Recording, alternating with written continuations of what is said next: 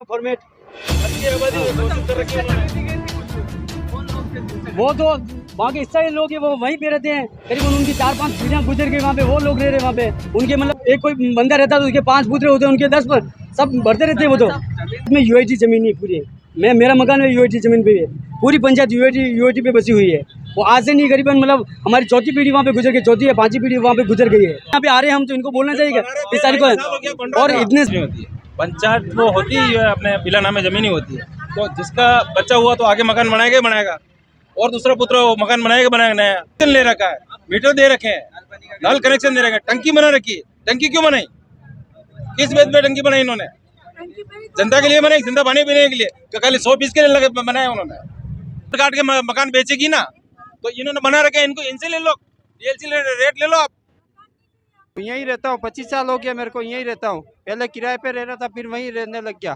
किया गया था ना, तो पंचायत में किसी को जहाँ मकान बने हुए हैं वहाँ पे मतलब एक भी आदमी को सूचित नहीं किया इन्होंने। यूआईडी आती है, लोग मतलब काम करने चले जाते हैं, सारे लोग, उनके बच्चे स्कूल चले जाते हैं। उन्होंने 10-12 जेसीबी ला के मतलब करीबन 72 मकान इन्होंने हटाए। सब गरीब लोगों का सामान अंदर ही रह जाता है, किसी को कोई पता नहीं। शाम को लोग मतलब घर आते, बच्चे घर आते हैं तो उनको घर नहीं मिला। आज से 15 साल पहले हमने ले रखा था मेरे पिताजी के टाइम में। अब पिताजी भी शांत हो चुके हैं। फिर हमारे पास थोड़ा थोड़ा पैसा आया, इधर लोगों से ब्याज से पैसे लेकर आए। फिर एक छोटा सा झोपड़ा बनाया हमने, एक कमरा ही बनाया, ज़्यादा बड़ा भी नहीं बन पाया, हमारे पास इतना पैसा नहीं आया।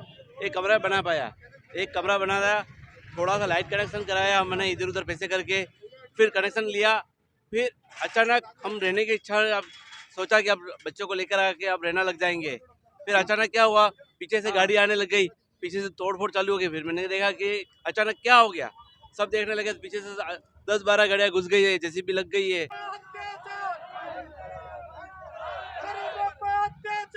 लोग रह रहे हैं, उनको सामान निकालने का मौका तक नहीं दिया यूडीए ने, ना किसी प्रकार का कोई नोटिस दिया और उनके मकान को धराशायी कर दिया। एक तरफ मुख्यमंत्री आवास योजना चला रखी है सरकार द्वारा, गरीब व्यक्तियों को मकान मुहैया कराया जा रहा है। कोई सरकार क्या कहना चाहती है, मैं सरकार की और प्रशासन की घोर निंदा करता हूं, और इन ग्रामवासियों को, सवीना खेड़ा वाले को उचित न्याय जाए और इनके मकानों को पुनः बनाया जाए और वहां पे विस्थापित किया जाए। हम सभी यही मांग करने आए कलेक्टर साहब के, मुख्यमंत्री के माध्यम से। अभी सभी हमें धरना और ये सरकार जो है सबसे पहले जो है मकान छीन रही है, रोटी छीन रही है, रोजगार छीन रही है। ये कैसी सरकार है? हम किस दुनिया में जी रहे हैं? क्या हम आज़ाद हैं? क्या हमें लगता है? हमें नहीं लगता है, हमें नहीं लगता है। मंदिर बनाए जा रहे हैं, अच्छी बातें, लेकिन जिंदा इंसानों को दफन किया जा रहा है। अभी मैं कलेक्ट्रेट पे जाके आई हूँ, वहाँ मैंने देखा इतने छोटे छोटे बच्चे हैं, 3-3 दिन से उन्होंने खाना नहीं खाया, पानी नहीं पिया, बिलख रहे हैं, बहुत बुरी तरह से बिलख रहे हैं। इस तरह से तो हम जो है अंग्रेजों के राज में भी नहीं बिलके। मेरी सरकार से यही डिमांड है, जिनके भी जितने भी मकान गिराए गए हैं उनके रहने की व्यवस्था की जाए सबसे पहले। और जो भी इसकी डीएलसी रेट है, मैडम ने जैसे भी बताया है, डीएलसी रेट के हिसाब से इनको मकान दिया जाए।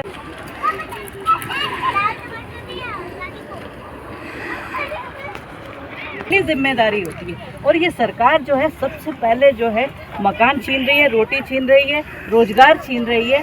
ये कैसी सरकार है? हम किस दुनिया में जी रहे हैं? क्या हम आज़ाद हैं? क्या हमें लगता है? हमें नहीं लगता है, हमें नहीं लगता है।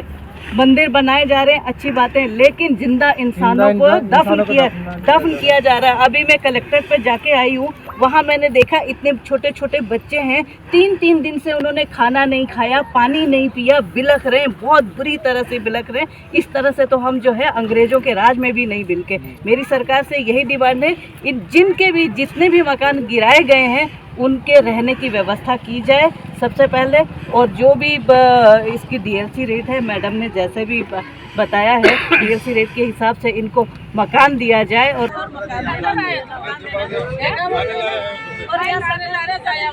रोटी, कपड़ा और सब छीन रही है। आपका जो मकान था, आप घर पे थे उस वक्त, हमारा पड़ोस में सब काम करने गए थे, 12 बजे आए तो देखा कमरा बना के रह रहे हैं, कोई हवेली नहीं बनाई गई वहाँ, खाली एक एक कमरा बना दिया जिसकी जैसी हैसियत थी, एक कमरा, एक लेटरिन बाथरूम, बस। और ऐसा कुछ भी नहीं कि टाइल्स चढ़ रहे हैं, फर्नीचर बना रहे हैं, कुछ भी नहीं। सीमेंट का गोला तो है, अभी एक जब पंखा आपके लगा मकान रखा गिरा है। दिए गए तो अभी आप कैसे रह रहे हो? अभी कुछ घर में रह रहे हैं। जो टूटा हुआ छत है ना, उसके नीचे सो रहे। कल रात को वही सोए हुए हैं। आपने देखा होगा उदयपुर चैनल में बहुत से आए, रात को 12 बजे आधे से ऊपर टूटे हुए घर के नीचे सो रहे हैं। बच्चे भी वहीं सो रहे हैं। खाने की कोई व्यवस्था नहीं हुई है। हम लोगों ने खाना कुछ नहीं गए, पानी तक नहीं गए। अभी तो पानी की बोतलें ले लेकर हम काम चला। सुबह से हम नहीं लगे हुए हैं। वहाँ पे बस्ती है, 200-300 घर की बस्ती है हमारे वहाँ पे, और सभी रह रहे हैं। 500 लोगों की कॉलोनी बसी हुई है। एक दो घर भी नहीं है, 500 कॉलोनी पूरी। 500 कॉलोनी वहाँ आबादी लोग रह रहे हैं। पानी का कनेक्शन है। गवर्नमेंट कह रही है कि ये यूएटी की जमीन है, तो गवर्नमेंट ने सरकार की योजना से नल कनेक्शन क्यों किया? नल कनेक्शन दिया रखा है, लाइट कनेक्शन दे रही है, क्यों दे रही है? जब आबादी है तुम्हारे, नल कनेक्शन नहीं देना चाहिए, लाइट कनेक्शन भी देना चाहिए। सड़क भी है, सीसी रोड भी बनाई गई है। सीसी रोड भी बनाई गवर्नमेंट की तरफ से, गवर्नमेंट की बनी है, पंचायत की बनी हुई है। सरकारी रोड पहले सरकार ने सब में बनाया और सरकारी वापस गिरा रही है।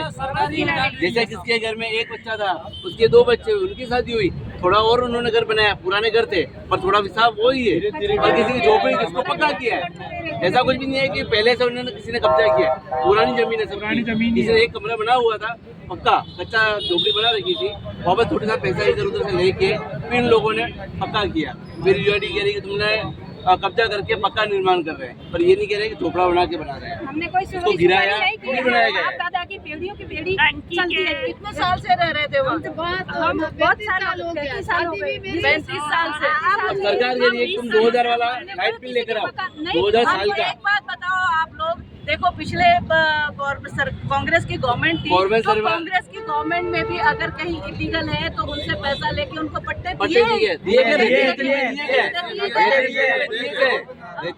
दिए गए पट्टे। कांग्रेस सरकार की बगीचा में सब जगह दिए थे। पट्टे दे दिए जाए ना।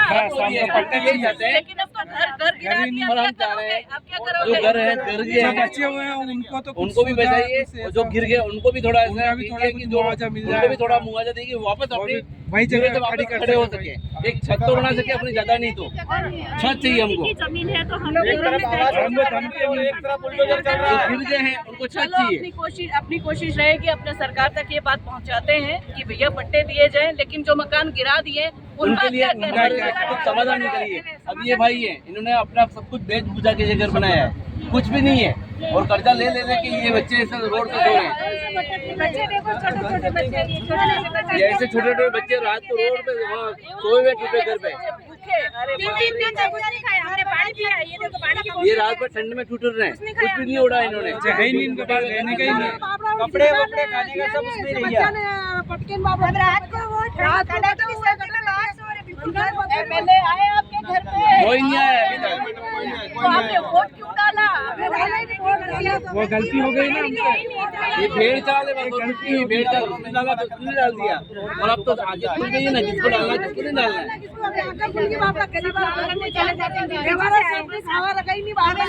सरकार है तांडव मचा रही है। हाँ, सरकार तांडव मचा रही है, घर मकान रोजगार सब छीन रही है।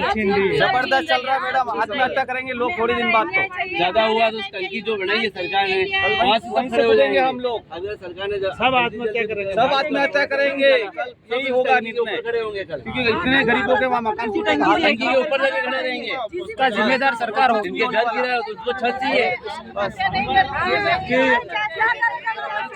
चांस बचे ही नहीं ना, कुछ हमारे घर ही नहीं बचे कुछ। आज जाते वाले टंकी में तो चढ़ा है, मैंने छत जावे। सब लाइन बना के उस टंकी से सब देंगे। टंकी पे चढ़ो, सब पानी की टंकी में तो चढ़ेगा, वहीं पे हाँ, टंकी में तो चढ़ेगा। छत का धमकी नहीं है, ये मर के बताएंगे वहाँ से लोग।